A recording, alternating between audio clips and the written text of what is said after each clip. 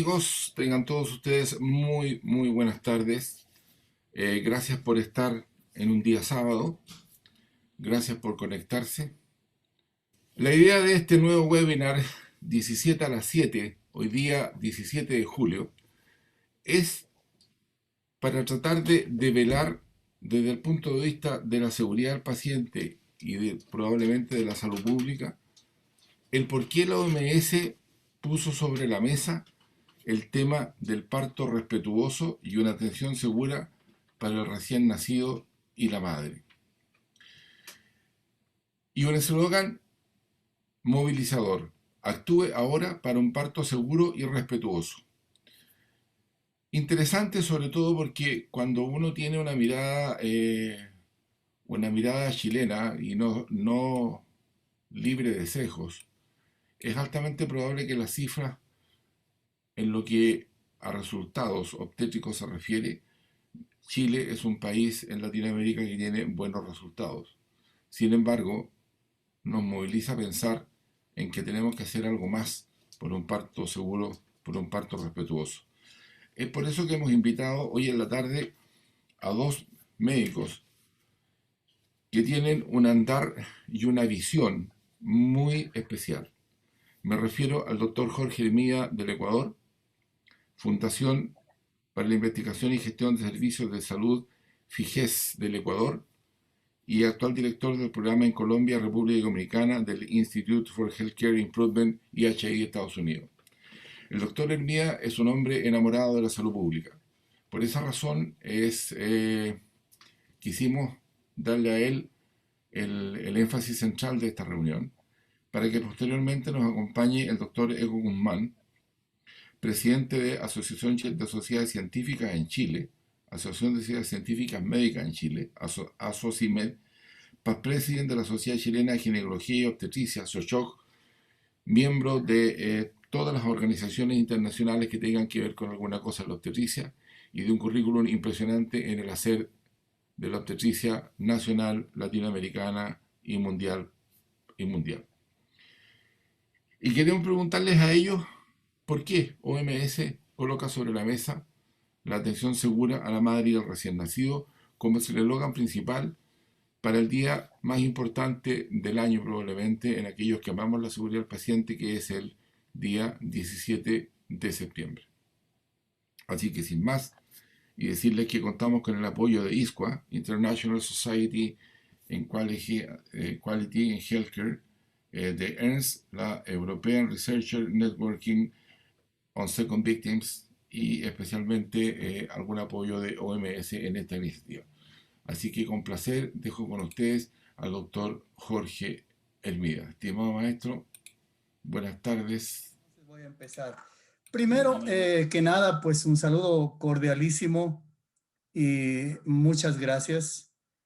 En primer lugar a Hugo Guajardo, mi gran amigo, y a través de él a toda la Fundación para la Seguridad del Paciente en Chile. Un saludo cordial al doctor Egon Guzmán, colega que va a compartir esta noche con nosotros. Y pues a todos ustedes, colegas, amigos que están conectados, por el interés y, como ya dijo Hugo, por compartir un poco de su fin de semana con este tema que puede ser importante, ¿no? Déjenme también decirles que estoy acá en la ciudad de Quito, en Ecuador, a 2.850 metros de altura sobre el nivel del mar, un poquito más arriba que ustedes probablemente. Esta es una tarde muy bonita acá. Julio es un mes bueno, acá en el centro del mundo, en la línea equinoccial, como estamos acá en la ciudad de Quito, en Ecuador, no hay ni verano ni invierno. Todo el año es lo mismo, pero en julio los atardeceres son bonitos. Acá son apenas las 6 de la tarde, todavía no ha caído la noche. Y pues me siento muy contento de poder recordar cómo era Santiago y cómo era Concepción, las ciudades chilenas que tuve el inmenso gusto de conocer y visitar por allá a comienzos de la década del 2000, cuando tuve la suerte de poder trabajar con el Ministerio de Salud de Chile, cuando estaba comenzando la nueva etapa democrática de Chile en la construcción de un programa de calidad de la atención en salud. Todavía tengo recuerdos muy afectuosos hacia Chile y hacia los amigos y amigas chilenas que todavía tengo allí. Así que otra vez para mí es un honor muy grande. Muchas gracias, Hugo, por la invitación.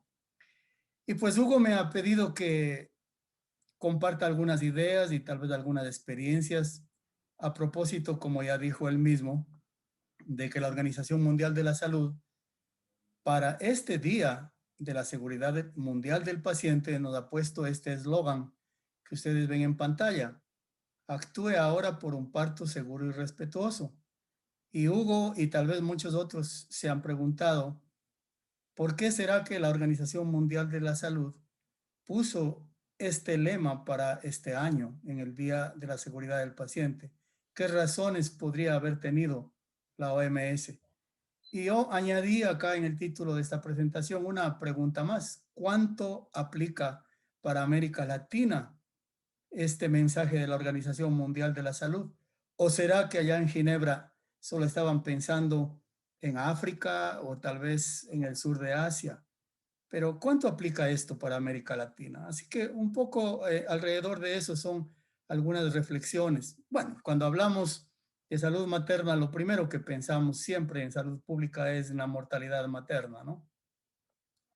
Y entonces yo les he traído esta imagen en donde he marcado con unas flechas rojas la mortalidad materna en el año 2017 para Chile y para Ecuador. Ustedes pueden ver ahí más o menos a la mitad de la gráfica.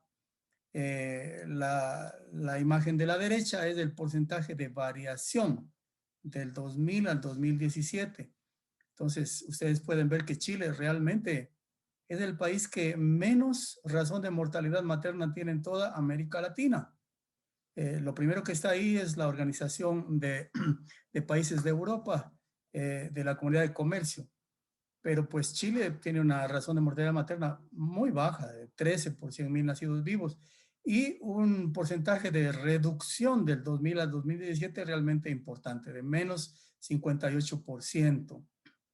En el caso de Ecuador, donde yo vivo ahora, nuestra razón de mortalidad materna está más o menos en la mitad del abanico de los países de América Latina, pero miren que también hemos logrado una reducción más o menos importante en estos 17 años, de un poco más del 50%, es decir, hemos llevado la mortalidad materna a la mitad de lo que era en el año 2000. Y más abajo, marcado con una flecha, la República Dominicana. Bueno, es un país donde me ha tocado trabajar, donde que lo conozco, y les quiero mostrar después algunas cosas que les van a hacer reflexionar sobre qué pasa con la mortalidad materna en la República Dominicana. Miren que es bastante alta, ¿eh? Es 95 por 100.000 nacidos vivos. Comparado con Chile, es 8 veces más, ¿no? Y cuando vemos en el gráfico de la derecha la República Dominicana con esa flecha negra acá, no solamente que en los últimos 17 años no ha disminuido la mortalidad materna, sino que ha aumentado un 18% en la República Dominicana.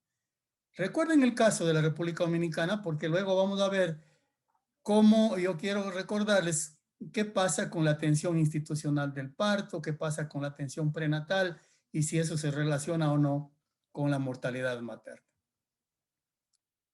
Yo les voy a mostrar algunos datos de Ecuador, porque pues es mi país, es el país que conozco más.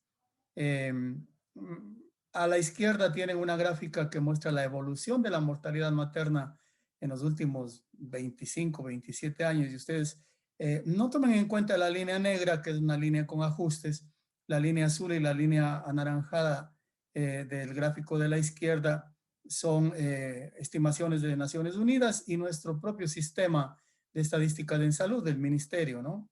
Y ustedes pueden ver que en general ha habido una tendencia muy permanente, muy sostenida hacia la disminución de la razón de la mortalidad materna durante todos estos últimos años, ¿no?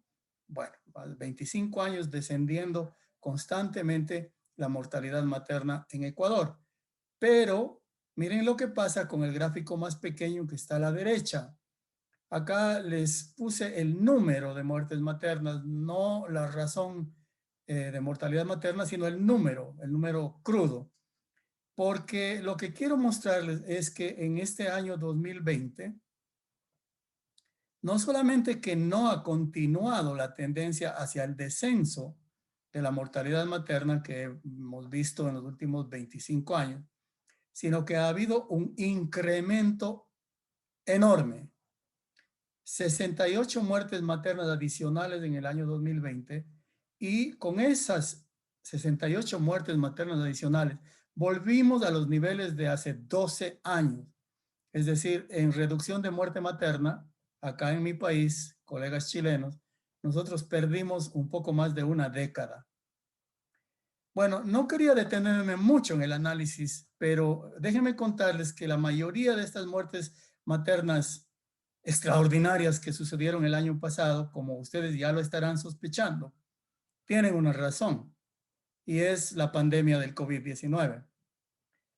La gran mayoría de estas muertes maternas fueron causadas directamente por el virus SARS-CoV-2 que afectó a embarazadas, y también por causas indirectas, es decir, las madres que murieron, las embarazadas que murieron y las madres que murieron, muchas de ellas fue directamente por el virus, pero otras por razones asociadas al virus y agravadas por el virus. Es decir, por ejemplo, complicaciones de las más comunes que vemos en el embarazo y en el parto, como en mi país la primera causa de muerte obstétrica es la hipertensión gestacional, ¿no? Las preeclampsias, las eclampsias.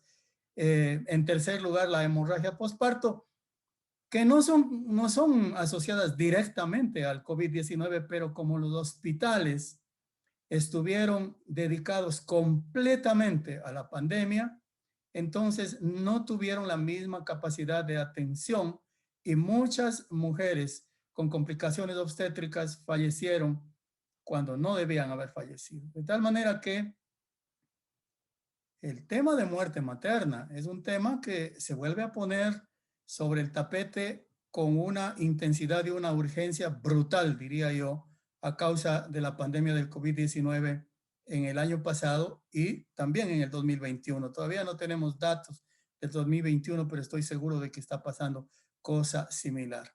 Si esto sucede en Ecuador, estoy seguro que está sucediendo también en muchos otros países de América Latina. Y ahora yo les quiero plantear una reflexión. Eh, Acá con mis colegas que trabajamos en salud materna y neonatal, hemos planteado esta ecuación para reducir la muerte materna y neonatal. Planteamos que hay 5 pilares técnicos, son cosas que son sabidas. Estoy seguro que muchos de ustedes, pues obviamente las conocen, no voy a profundizar en ellas. Todos sabemos que para reducir muerte materna y neonatal necesitamos tener buenos programas de planificación familiar, tener programas de cobertura de atención prenatal con captación temprana de las embarazadas, atención del aborto terapéutico de acuerdo al marco legal de cada país, una atención calificada del parto institucional y una atención oportuna con calidad de las complicaciones obstétricas. O sea que, ¿qué hacer para reducir muerte materna? No es un misterio. Lo sabemos desde hace muchos años. Esto es lo que hay que hacer. Sin embargo, se requieren 2 condiciones básicas para que esto pueda llegar a las poblaciones que las necesitan, ¿no? La una es que haya acceso de las embarazadas y los recién nacidos a estas intervenciones. Y aquí ya empezamos a tener problemas. El acceso a estas intervenciones no es universal y no es igual. Inmediatamente les voy a mostrar datos de cómo el acceso no es igual. Mientras unos sectores de la población tienen un acceso suficiente y oportuno a estos pilares técnicos o intervenciones médicas, otros sectores o estratos de la población no lo tienen o lo tienen deficientemente. Y luego, aparte del acceso, la calidad de la atención, que debe ser calidad técnica y también calidad humanizada, que algunos lo llaman calidez. Y por lo tanto, en base a eso debe haber un enfoque de priorización en los programas de las instituciones responsables de la salud pública, como son los ministerios de salud, las organizaciones de la seguridad social que tienen programas de salud, etcétera, que es una priorización de las poblaciones más pobres, de las poblaciones rurales y periurbanas, de las poblaciones indígenas y de las poblaciones migrantes, porque estas suelen ser las poblaciones que se ven con mucho menor acceso a las intervenciones que salvan vidas y con mucha menor calidad de la atención. Y en mi país se divide en distritos o cantones que tienen las tasas más altas de letalidad obstétrica y neonatal. Eso es lo que planteamos. Y ahora pues yo les quiero mostrar cómo el acceso a las intervenciones eh, y a los resultados de la falta de esas intervenciones, como es muerte materna, es muy desigual.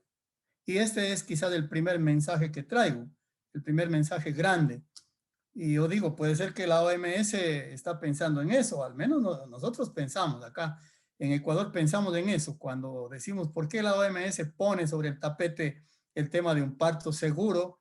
Es por esto, porque el acceso a las condiciones de un parto seguro no son iguales en la población y porque los promedios nacionales esconden muchas diferencias.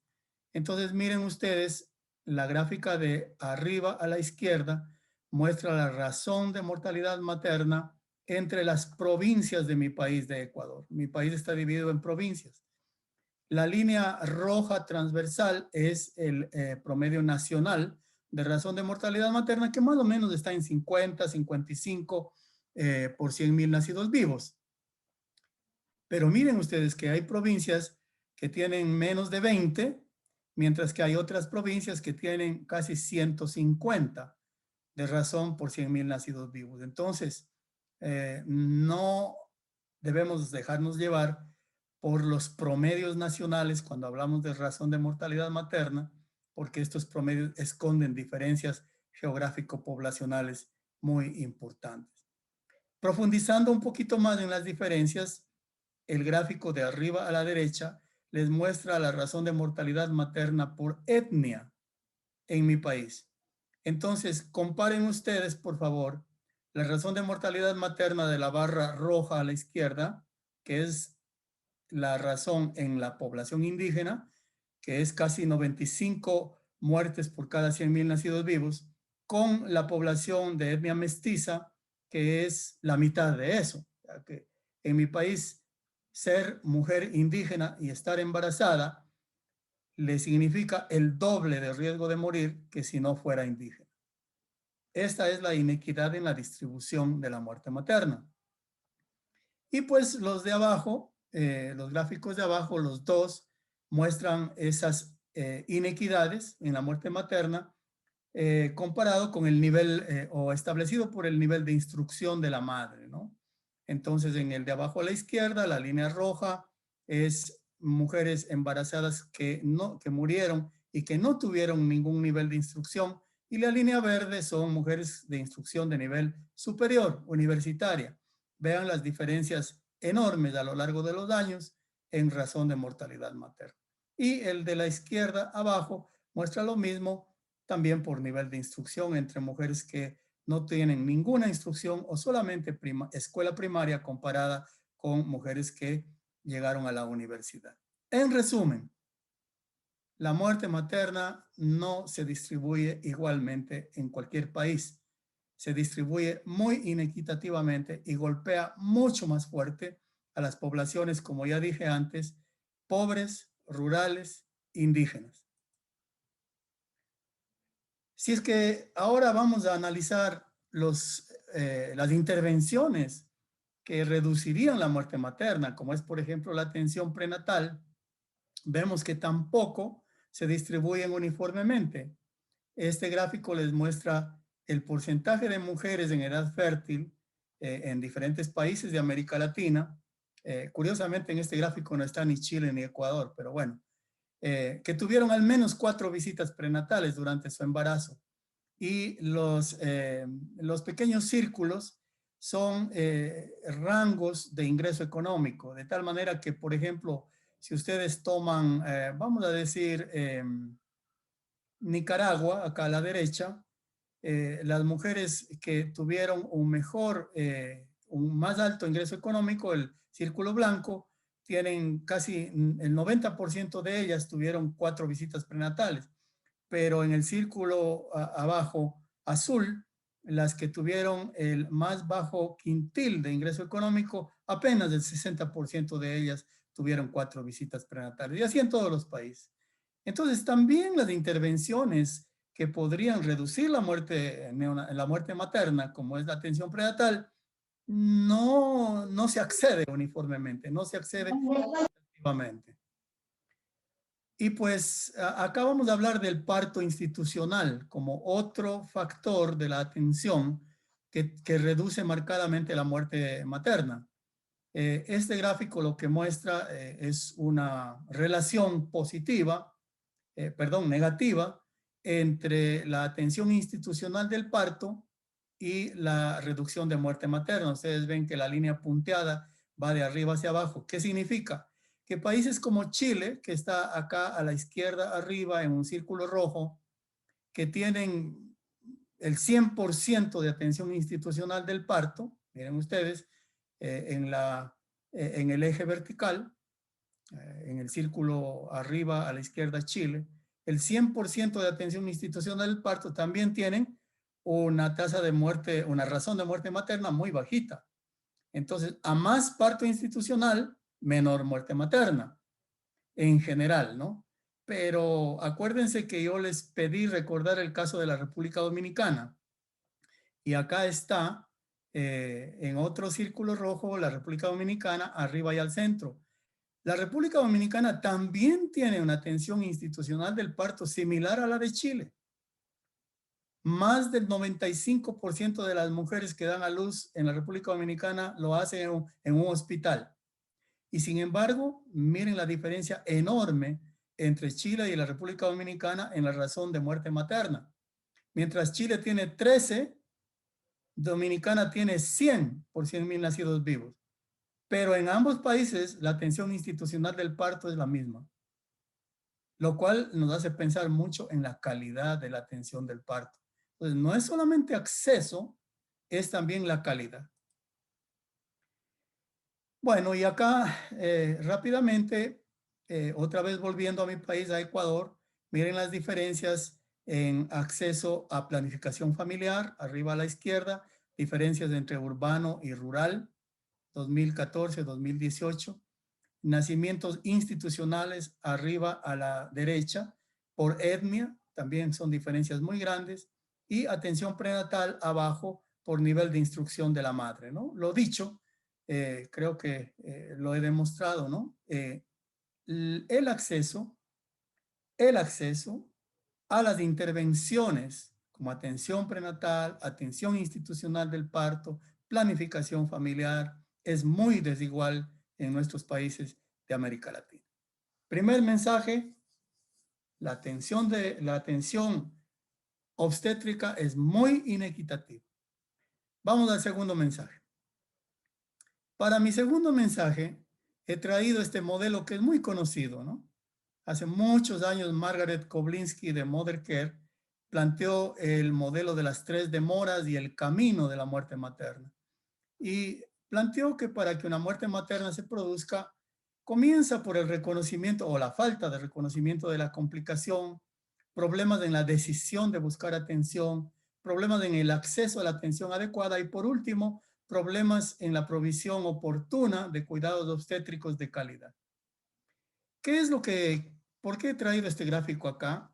Porque en los países en los que me ha tocado trabajar, colegas, generalmente y posiblemente debido a nuestra formación predominantemente biomédica, todo el énfasis en la reducción de la muerte materna se coloca al final de este camino de la muerte materna y se trata de reducir la muerte materna trabajando en los hospitales más grandes donde finalmente llegan a morir las madres que tienen hemorragia postparto, preeclampsias, eclampsias, sepsis obstétricas, etc.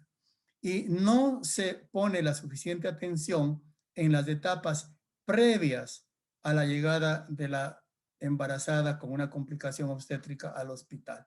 De tal manera que este también es otro problema importante en la génesis de las dificultades en la atención obstétrica para salvar vidas maternas.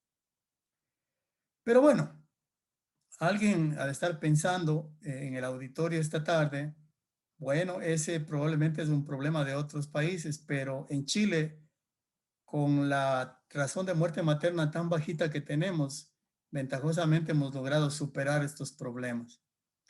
Pero entonces vamos a entrar en otro terreno. Más allá de la muerte materna, está otros aspectos de la atención obstétrica que tal vez la OMS también estuvo pensando cuando dijo la atención a un parto seguro y respetuoso.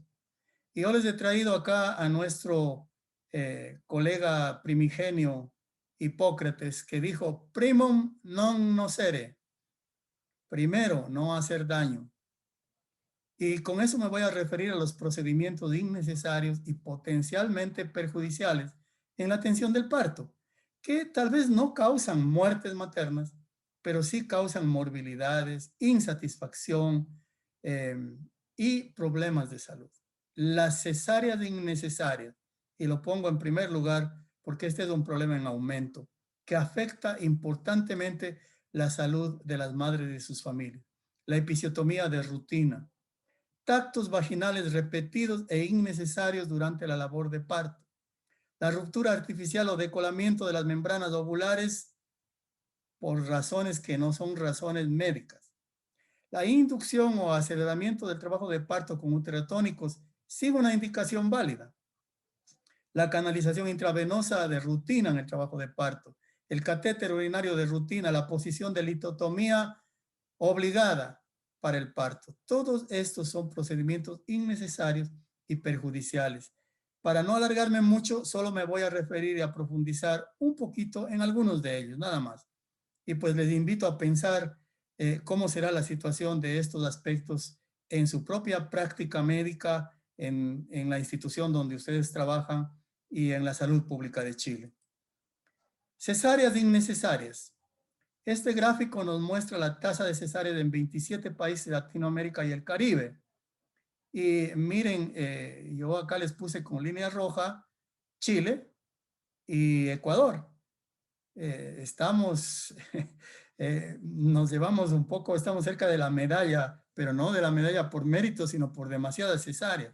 Para el año 2016, de acuerdo a esta publicación, que es de la Comisión Económica Europea, Chile tenía una tasa de cesáreas de casi el 48% y Ecuador 49%, como ven acá en el gráfico, en las flechas rojas, ¿no? Evidentemente, mucho más de lo que recomienda la OMS, que a la derecha ven, es no más del 15%. Y miren, con la flecha negra les puse acá otra vez la República Dominicana. Recuerden que tenía una atención institucional del parto casi universal, pero una alta tasa de muerte materna, 100 por 100.000 nacidos vivos.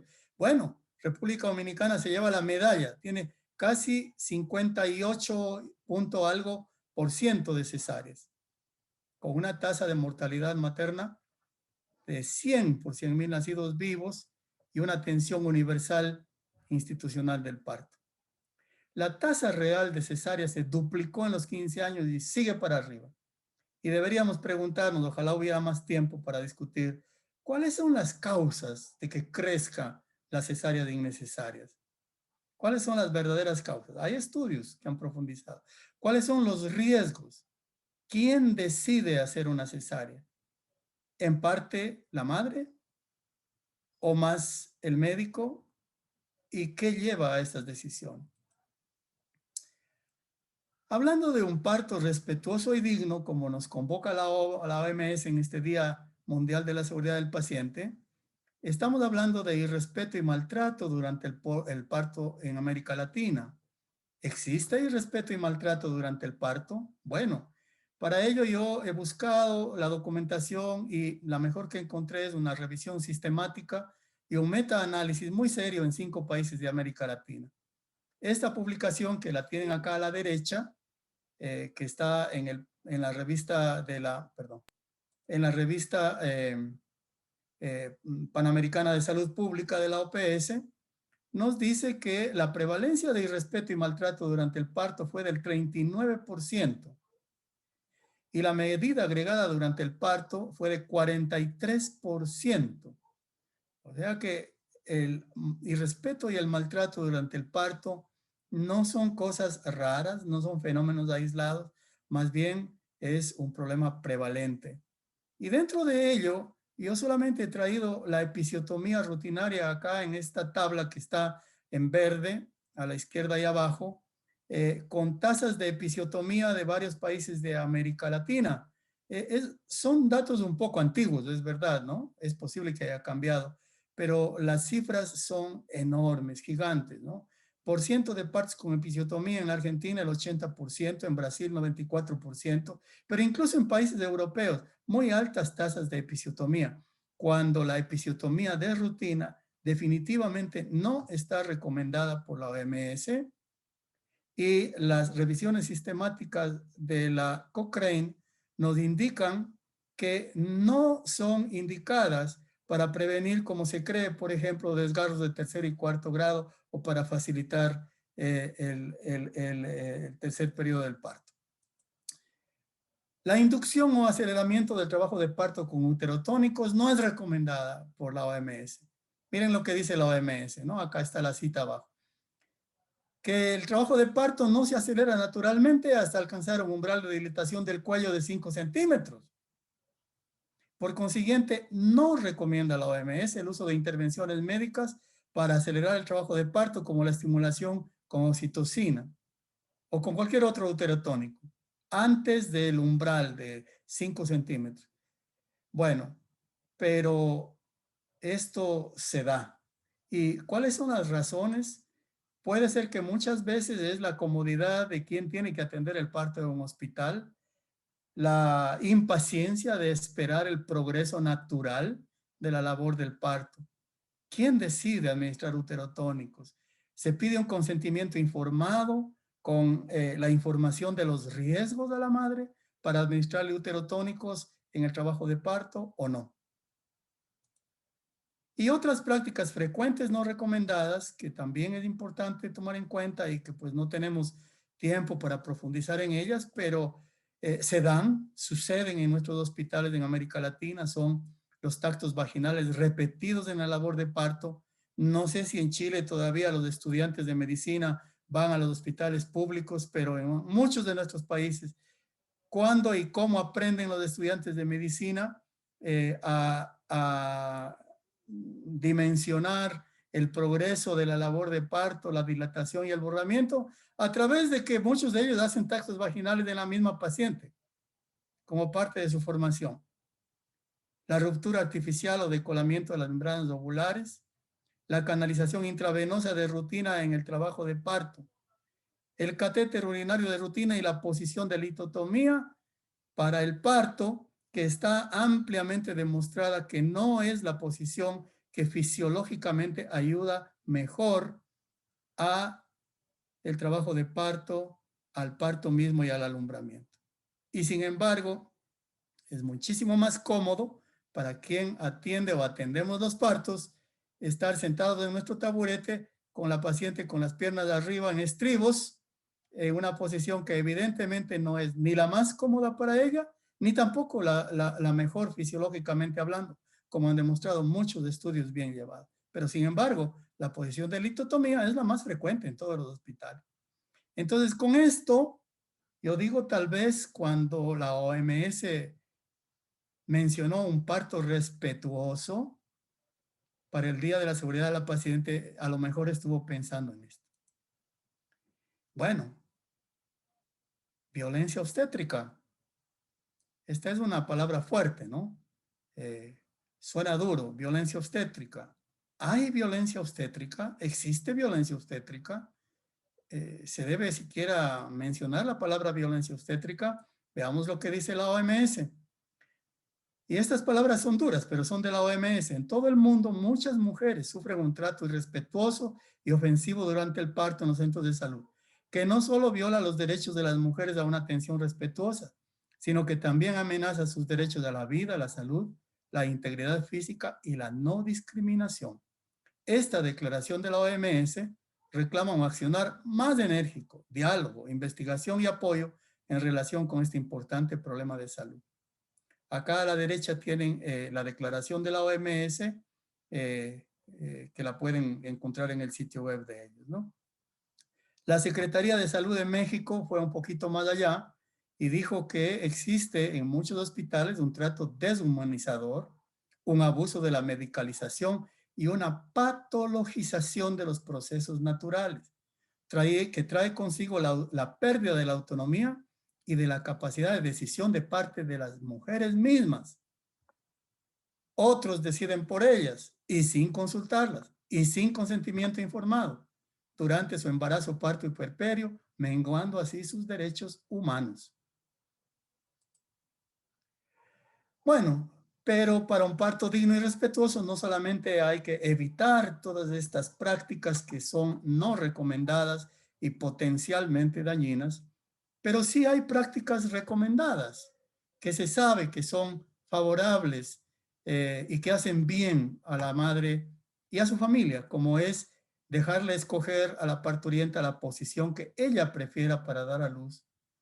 En los hospitales, permitir el acompañamiento de un miembro de la familia, brindar información oportuna, completa, mejorar el trato interpersonal, y aquí hay mucho que hablar, permitir que la madre use la ropa que le convenga y no las batas hospitalarias que son realmente un atentado a la dignidad. Y la alimentación, permitir que la alimentación sea la alimentación, no la del hospital, sino la alimentación que culturalmente las madres de sus familias están convencidas son las que necesitan durante el trabajo de parto y después de dar a luz. Así que no solamente evitar las prácticas innecesarias, pero favorecer las prácticas recomendadas. Y con esto termino. Y pues, colegas, con estas breves reflexiones les vuelvo a plantear la pregunta con la que arranqué al inicio, que es el lema de la OPS, actuar ahora por un parto seguro y respetuoso, ¿aplica para América Latina? ¿Cuánto? Muchas gracias. Gracias, doctor Hermiga. La verdad, las cosas que eh, uno que tuvo la especialidad de obstetricia y ginecología, hay mucho de reflexionar. Pero bueno, dejemos ahora la palabra a un obstetra. Veamos qué nos puede decir el doctor Ego Guzmán. Primero tengo que dar las gracias a Hugo por esta invitación que para mí es excitante, podría decir, porque llevo muchísimos años como ginecobstetra y me ha tocado vivir en distintas maternidades, no solo en Chile, digamos, la experiencia de traer nuevos seres a este mundo. Pero yo quiero hacer un poco de historia porque el doctor, yo podría decir, estoy de acuerdo con él y terminar la charla porque lo ha dicho todo, pero yo quiero hacer un poco de historia de cómo se puede llegar a mejorar. El año 50 en Chile se decía que teníamos la mortalidad materna más alta del mundo y la mortalidad infantil más alta del mundo. Se nos morían las mujeres, se nos morían los recién nacidos y los infantes por un círculo de desnutrición y diarrea permanente que con ciertas intervenciones se resolvieron y logramos tener estas cifras que ha comentado nuestro colega. ¿Qué hizo que desde el año 50, y que no hace tanto tiempo, hace 70 años, estuviéramos en la miseria sanitaria, como decía yo, a lo que tenemos ahora? Aunque yo tengo que decir que éramos los más malos, pero con estadística. Chile siempre ha tenido, afortunadamente, yo me siento orgulloso de eso, buenas estadísticas, confiables, serias. Y había muchos países que ni siquiera tenían estadísticas, sencillamente ni siquiera contaban sus enfermos ni sus muertos. Y esto fue tan delicado que el gobierno de la época decidió, digamos, que no podíamos seguir en esta senda. Y se hicieron varios procedimientos. Primero se juntaron los líderes de opinión de distintas tendencias y ya había, acuérdense que Chile es largo, tiene más de 8 kilómetros de largo, había que tener servicios de salud que estuvieran integrados a través de la geografía y que hubiera intercalado cada cierto tiempo centros de atención primaria, secundaria y terciaria. La terciaria son los hospitales. De tal manera poder brindarle a la población el acceso a la salud. Eso es lo primero que hice. Lo segundo es que no basta con atender bien el parto, sino que cómo evitamos la muerte materna. Y mirando a los países desarrollados, nos dimos cuenta de que todos los países desarrollados que habían logrado bajar su índice de mortalidad o su razón de mortalidad, habían usado la planificación familiar. Entonces teníamos un grave problema porque la planificación familiar, la iglesia aquí en Chile, que era muy poderosa, se oponía absolutamente. Estamos hablando de los años 50. Y se citó al cardenal de la época a una reunión que se suponía que iba a durar 1 hora y media. Y la reunión se prolongó, no 1 hora y media, tuvieron todo el día y toda la noche prácticamente hasta 5 o 6 de la mañana. El cardenal se retiró sin hacer ninguna declaración y permitió que la salud pública chilena tomara la decisión de poder utilizar los métodos de planificación familiar y la iglesia iba a guardar silencio. Y lo hizo. En los otros países era ilegal. En Chile se hizo, la iglesia dijo sí, en verdad, este es un problema grave, se muere mucha gente y si ustedes creen que esto va a mejorar esto, sigan adelante. Entonces, el primer pilar fundamental para bajar la mortalidad materna es la planificación familiar con acceso universal y gratuito a toda la población, a toda, sin excepción. ¿Por qué? Porque en aquella época, al analizar la mortalidad materna en Chile, se nos morían las mujeres por aborto séptico. Entonces, las mujeres en aquella época, para utilizar planificación familiar, usaban palillos, usaban tallos de perejil, usaban tallos de cardenal, usaban lavados jabonosos, que era uno de los más peligrosos, porque había perfringe y se morían las mujeres. Yo recuerdo que habían salas en los hospitales completas. Teníamos 10 salas con 8 camas cada una, llenas de mujeres que se habían intentado hacer un aborto séptico, y 2 salas que nosotros en aquella época llamamos Cabo Cañaveral, porque de ahí despegaban, es decir, se morían. Hoy yo visito esa maternidad porque ya me jubilé en abril del año pasado del hospital. No existe. Ese piso ahora se lo pasaron a oncología y no tenemos aborto séptico criminal. Ese es el primer pilar fundamental. Pero no es el único, porque se necesita, y eso aún estamos al debe en Chile, educación sexual a toda la población. Y la iglesia también se opone a esto, a la educación sexual, porque dice que con esto promueven, digamos, la liberación sexual. Y todos los países de desarrollo que han tenido éxito fuera de la planificación familiar tienen en sus currículum, desde la más tierna infancia, la enseñanza de la educación sexual. Aquí se aprobó una ley, el reglamento está en construcción y todavía no tenemos una uniformidad en la educación sexual, porque hay colegios privados y hay colegios públicos, con todas las desigualdades que hay de por medio y por lo tanto no existe una uniformidad en los programas de educación sexual. Pero tampoco basta eso. Si vamos más allá, el 99% de las muertes maternas por el proceso de embarazo, parto y puerperio ocurren en los países en desarrollo.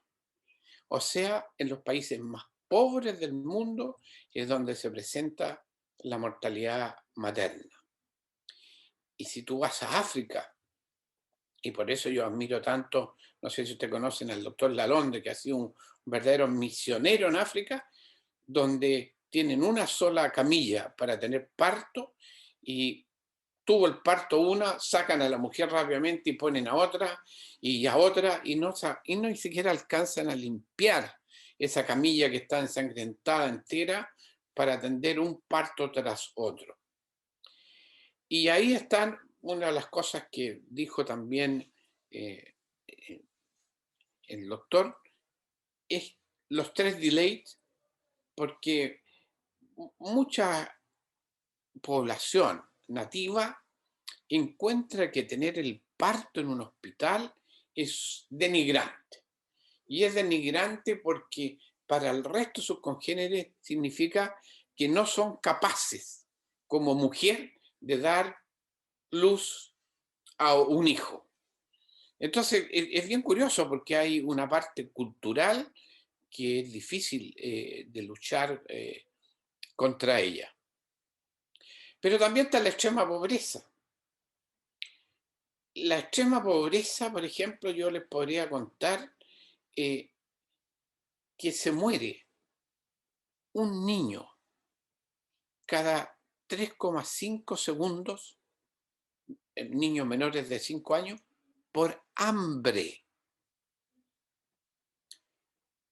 Se mueren 4 millones de recién nacidos y se mueren 4 millones que ya nacieron. O sea, se mueren 8 millones desde el momento del un poquito antes del parto y hasta el puerperio, por solamente este proceso, por falta de higiene, por enfermedades de transmisión sexual.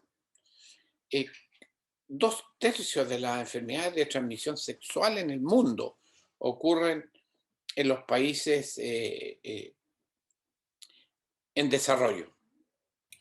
Si a eso le agregamos la educación, que es fundamental para entender este proceso fisiológico, la cantidad de analfabetos en el mundo es impresionante. Son más de 800 millones de mujeres analfabetas. Egon, disculpa que te interrumpa, ¿estás proyectando? ¿Estás No, pasando no he diapositivas? No, proyectado estás en la nada primera. porque estoy recién en la introducción, Huguito.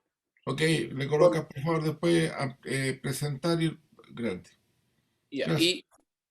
y bueno, y esos son algunos de los tantos hechos que podemos comentar. Entonces, la Organización Mundial de la Salud se reunieron con todos los países y dijeron, bueno, hagamos los objetivos del milenio, que fueron varios, y el quinto objetivo del milenio era reducir la mortalidad materna en un 75% al año 2005.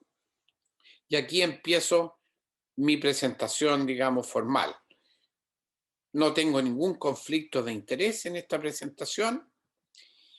Y lo primero que te decir, la razón de mortalidad materna por cada 100.000 nacidos vivos en todo el mundo disminuyó en un 44% en los 25 años, y estamos hablando al año 2015.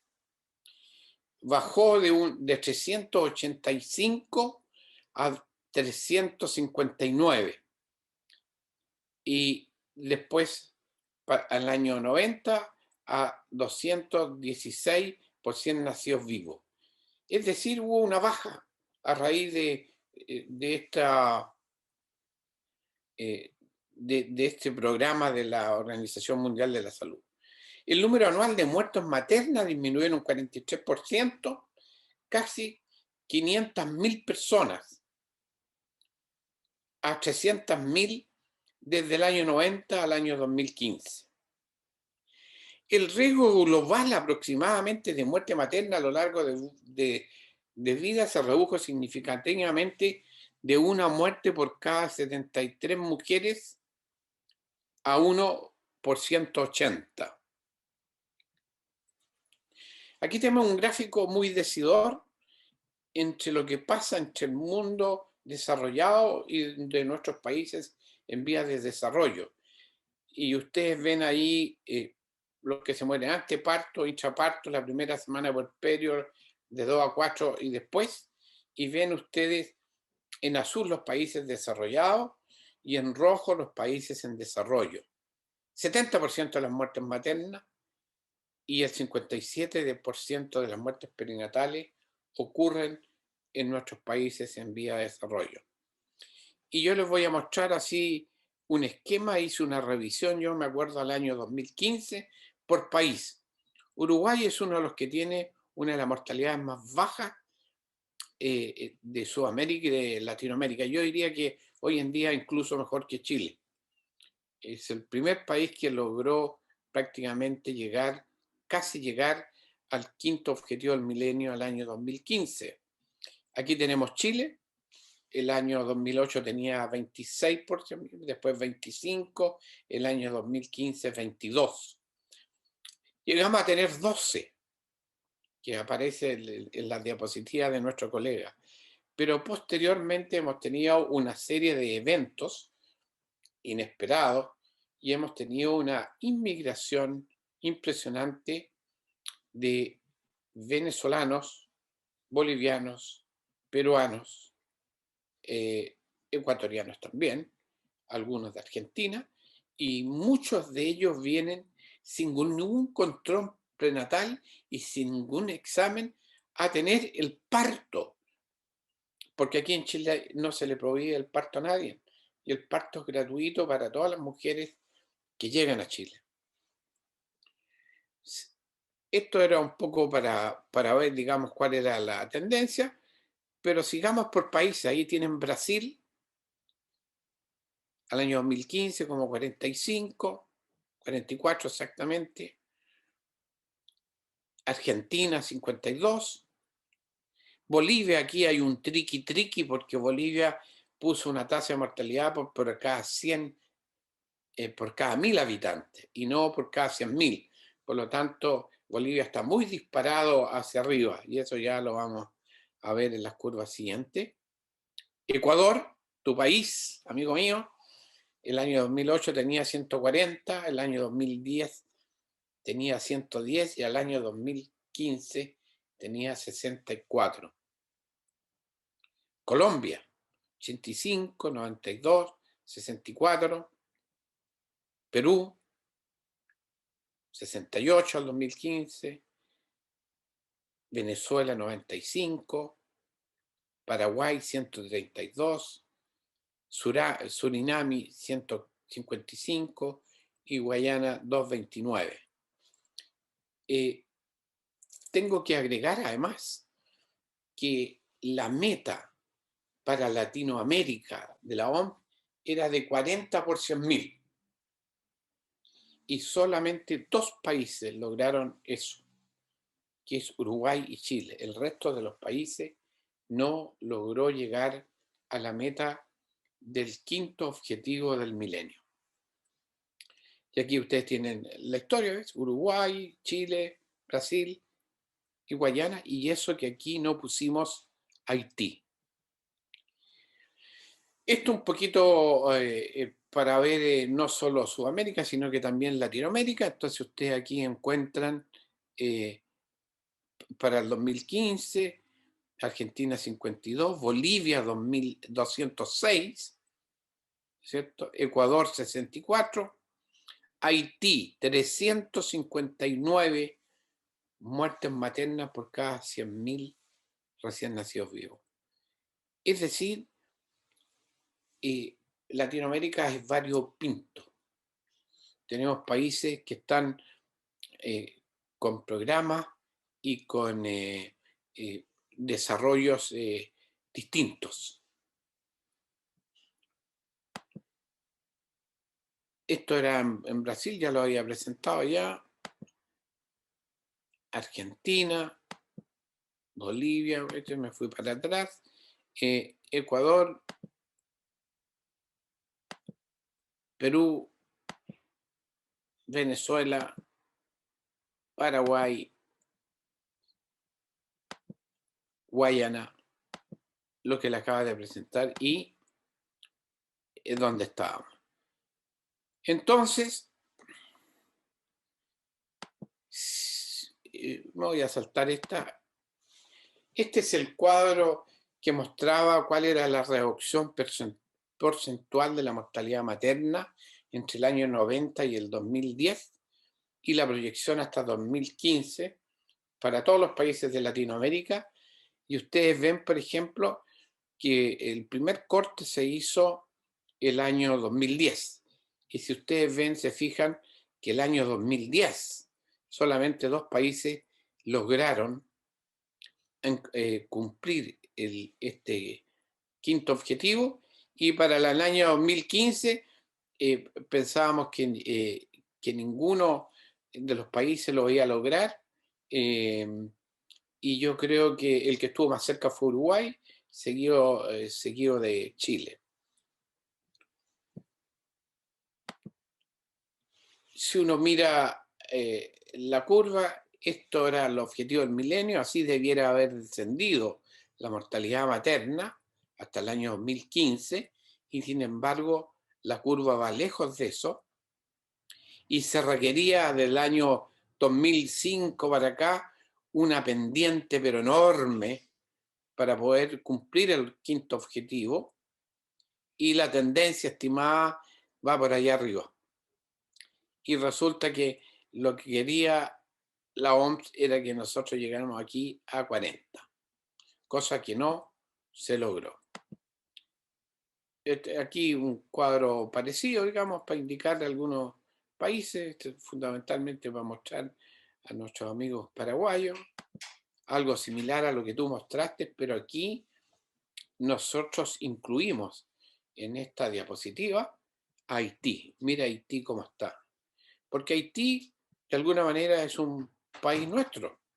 Tendrá otro idioma, es vecino, está en la misma isla que República Dominicana, y mira, la mortalidad es como diría yo, es una catástrofe sanitaria. Entonces, ¿qué hay después de los objetivos del milenio? Llegamos al 2015, estamos en el 2021, ¿qué hacemos? Entonces, la Organización Mundial de la Salud dijo, bueno, hagamos los objetivos sostenibles del desarrollo. Y el objetivo es llegar a disminuir de aquí al año 2030 70% de la mortalidad materna. Y para poder hacerlo, dice que hay que erradicar la pobreza extrema y el hambre. Y en esto de la pobreza y el hambre hay una cantidad enorme, y te voy a dar las cifras, que dice que el 25% de las personas viven en condiciones de pobreza extrema. ¿Qué significa eso? Que viven con menos de $1 al día. Tremendo. Cada 3,6 segundos se muere una persona de hambre, la mayoría menores de 5 años.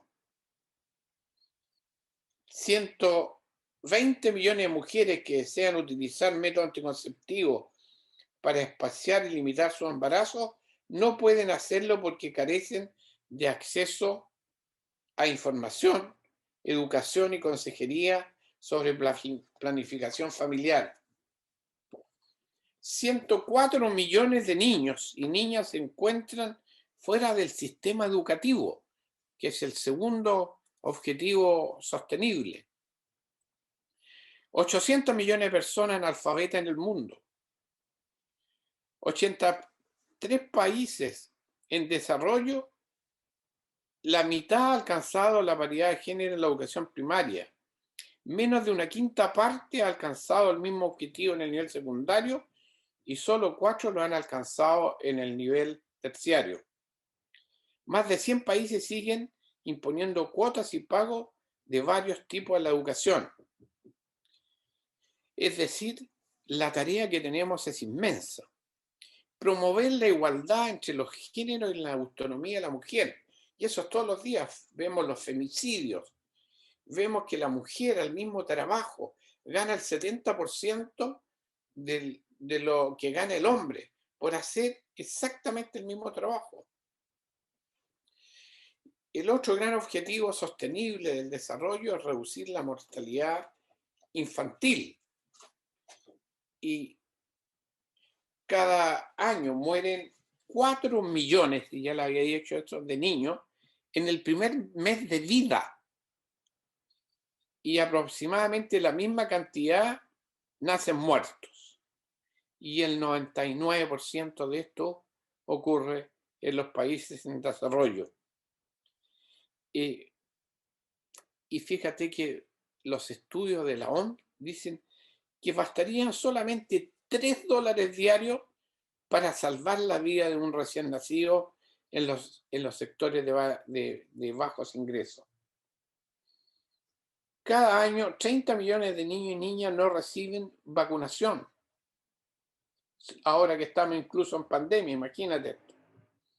Y en varias poblaciones faltan por lo menos 60 millones de niños como resultado de la preferencia por el hijo. O sea, todavía tenemos países donde tú eliminas los recién nacidos femeninos. Entonces, para llegar a un parto respetado, tenemos que pasar por todo esto que yo le acabo de decir. Tenemos que pasar por erradicar la pobreza, por la igualdad de género, por la autonomía de la mujer, por la mortalidad infantil, por promover la igualdad entre hombres y mujeres, por la educación primaria universal, por combatir las enfermedades de transmisión sexual. Hay 46 millones de muertes por SIDA. Y asegurar, por supuesto, la sostenibilidad del medio ambiente. Y la definición de parto respetado es que todas las mujeres tienen el derecho a recibir el más alto nivel de cuidado en salud, que incluye el derecho a una atención digna y respetuosa en el embarazo y en el parto, y el derecho a no sufrir violencia ni discriminación. Y tú mostraste una diapositiva que es la verdad del porte de un transatlántico. Yo he hablado mucho de cesárea y he publicado varios papers en relación a esto. Y me empecé a dedicar a buscar esto porque decían que Chile era el campeón mundial de la cesárea. Y yo decía que no éramos el campeón, que estábamos dentro de los top 5, todo lo que tú quieras, pero no éramos campeón porque habían países como, y esto no por ser peyorativo, como México, por ejemplo, y Brasil, que tenían, según algunos incluso, por los colegas, hasta un 70% de cesárea. Ahora, ¿por qué la cesárea? ¿Cuál es la causa de la cesárea? Y aquí ocurre algo muy interesante que a ustedes les va a ocurrir también. Es que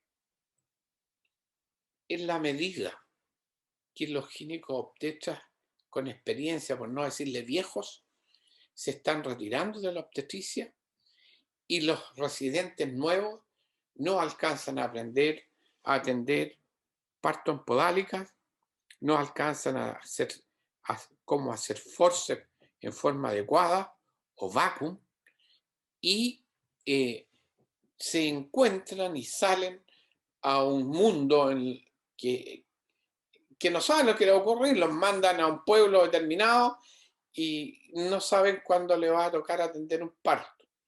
Afortunadamente Chile tiene algo que yo me saco el sombrero. Tenemos la matronería que tiene más de 150 años, que es un profesional universitario que estudia 5 años obstetricia y puericultura. Es el profesional mejor distribuido geográficamente y que es la encargada de atender todos los partos autóxicos normales. Solamente el médico atiende en la gran mayoría, sobre todo los de los centros terciarios, los partos quirúrgicos, los partos complicados. En la mayoría de los países, yo no sé en cuántos de ustedes tienen escuelas de matronería, porque no es lo mismo una enfermera que se dedique a esto a que tú estudies 5 años obstetricia y puericultura. Así que yo les digo chapó a la matrona, porque gran parte de los índices que puede mostrar Chile con orgullo, a pesar de que el orgullo para mí es un pecado capital, hoy día podemos mostrar índices envidiables, digamos, entre comillas, pero aún mejorables, y mejorarlo va a ser muy difícil porque se requieren de muchísimos recursos, porque llegas a un momento donde te encuentras con los partos más complicados y resulta que cada día la tecnología es más cara y no siempre se cuenta con ello en los hospitales públicos. Datos claves le llaman. ¿Cómo podemos lograr un parto humanizado o respetado? En primer lugar, que sean atendidos por un profesional capacitado. Chile atiende el 99.9% de los partos son atendidos por personal capacitado. Todos los días mueren 830 mujeres por causas prevenibles relacionadas con el embarazo, parto y puerperio. El 25% de estas muertes son por hemorragia posparto, es decir, por inercia uterina. Y muchos de estos ocurren en países africanos donde no tienen para poner un suero y donde no tienen uterotónicos. La mortalidad materna es más alta entre las mujeres, por supuesto, que viven en las zonas rurales y en las comunidades más pobres. En comparación con otras mujeres, las adolescentes enfrentan aún un riesgo mayor de complicaciones y muerte como resultado del embarazo. Ahí es donde tenemos el mayor problema. La atención durante y después del parto puede salvar la vida de las mujeres y de los recién nacidos. Y con el doctor Lalonde en los congresos mundiales hemos hecho muchos talleres para hemorragia postparto, porque si no resultó lo uterotónico, si no resultó la revisión adecuada del canal del parto, se pueden usar balones. Y tú dices, pero que los balones son muy caros. Tú puedes usar un guante, tú puedes usar un preservativo lleno de agua que permite que ese útero de alguna manera pare de sangrar. Y ya esto es repetitivo, entre el 90 y el 2015 la mortalidad materna en todo el mundo disminuyó un 44%, pero tenemos el desafío que para el año 2030 debe bajar en un 70%. Y eso es parte del objetivo del desarrollo sostenible. A menos de 70 por cada 100 recién nacidos vivos. Como conclusión, yo diría que la mayoría de las muertes son evitables, la gran mayoría. La salud materna y neonatal está estrechamente relacionada. Imagínate si se muere la madre que tiene más hijos, el descalabro que queda en esa familia. Es un drama. 2,5 millones de recién nacidos se murieron en 2015 y 2,6 millones nacieron muertos. La atención del parto debe ser atendido por profesionales capacitados. Las hemorragias graves pueden matar a una mujer en 2 horas si no se recibe la ayuda adecuada, si no colocas una vía que permitas pasar soluciones salinas o sangre. La oxitocina postparto reduce el riesgo de hemorragia. Las infecciones se pueden evitar por supuesto con una buena higiene, protocolos de higiene. La preeclampsia, que es la otra gran causa de muerte en los países que ya pasaron y logran y tienen protocolos para hemorragia postparto, le aparece la preeclampsia como gran fantasma y hay que saber manejarla. Y no hay que tenerle miedo al uso del sulfato de magnesio, que permite evitar el síndrome convulsivo, es decir, la eclampsia. Aquí hay dos cosas clave: evitar las convulsiones y evitar las crisis hipertensivas, y hoy en día están los fármacos para hacerlo. Y como última conclusión, para evitar la muerte materna es fundamental evitar los embarazos no deseados. Y para evitar los embarazos no deseados tenemos que tener acceso a la educación, especialmente acceso a los métodos de planificación familiar, porque es un derecho humano. Está puesto como un derecho humano el acceso universal a estos métodos de planificación familiar, y con esto tú evitas todos los abortos inseguros, provocados muchas veces por gente que lo único que quiere es lucrar con eso. Muchísimas gracias.